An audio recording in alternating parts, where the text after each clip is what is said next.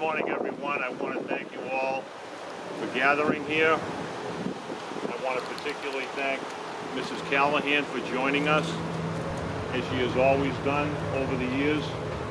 Anytime I have requested her presence, without hesitation, she has graced us with her presence. It's a grace and a dignity that she has carried throughout her whole life. And to me, she has always been symbolic of the pain and the realities of what the families of police officers, firefighters, and soldiers live with each and every day. This morning at the police station, we had roll call. The officers that are here, and in many respects the firefighters, came to work. Their names were called and they said that they were here, they were present. And by saying that, they are offering to sacrifice themselves for people they don't know and offering to serve a shift not knowing what will happen. I have with me right here the roll call for the day of September 14th, 1963. And on that day, car 1, the West Side car, Officer George Hood was the operator, and Officer Edward Callahan was the observer. They worked the west side of the city. And their shift started at 5 o'clock, and they didn't know what was going to happen that night, just as all of you, each and every day when you come to work. So on that night, they were on Pearl Street near Hubbard. There was a parking complaint, but at the same time, the A&P grocery store right over there was getting robbed. Somebody left the store, flagged down the officers, let them know that a robbery was taking place. So what Officer Eddie Callahan did and his partner George Hood, without hesitation, they went there. It reminds me of something that was said by one of the generals, I think, at the Battle of Waterloo. The strategy that he said that they should follow was to march toward the sound of the guns. By saying that, he said that they should go toward the danger. Go where the need is. Advance toward the risk. That's what cops do, that's what firemen do, that's what soldiers do. You march toward the sound of the guns. You advance toward the danger. So Officer Callahan and Officer Hood advanced toward the A&P grocery store. It was being robbed. And as they entered the store, they were both shot. Officer Eddie Callahan lingered for 40 hours. But his service wasn't over. It didn't end.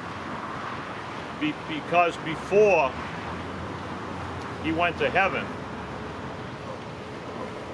he donated his liver in one of the first liver transplants in medical history. That's who Eddie Callahan was, and in many respects, that's what we all are. We're people who come to work to help. We're people who come to work not knowing how the day is going to play out, what the shift is going to involve, but we do it anyway. And we do it for people who we don't even know. There is something noble about that. There is something majestic about that. And there is something spiritual about that. And that's why we're here today. Because 57 years ago, Eddie Callahan, who wore badge number 57, gave his life for people he didn't know. He advanced toward the danger, knowing the risk, knowing the potential for sacrifice, but he did it anyway. And that hasn't ended with him. and it continues. And we're not here because Eddie Callahan's life means more than anybody else's life. In many respects, cops, firemen, and soldiers prove that their lives mean more than our lives because we are willing to give ours for them. So for that, we're here today because we will not forget that sacrifice, and we want to honor him with a salute on the day when he paid that ultimate price.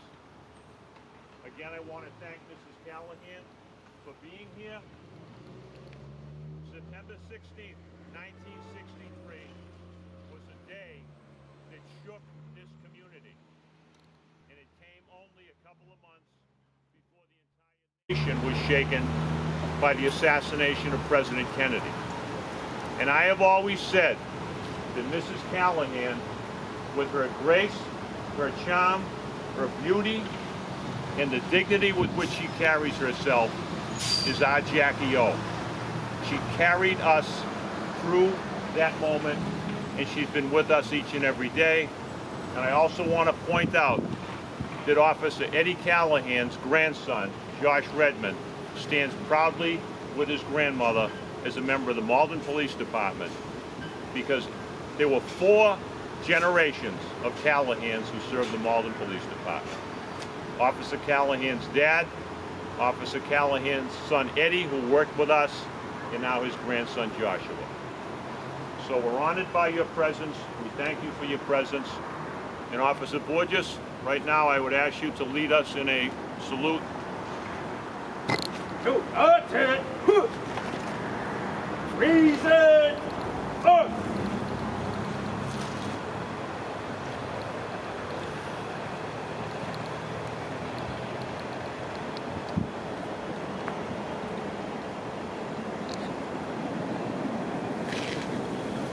Ready! 2! Ready! Go. All right, Mrs. Callahan, as you know what I always try to do, I don't want you leaving without something from the department. So this morning we had floral arrangement put together for you.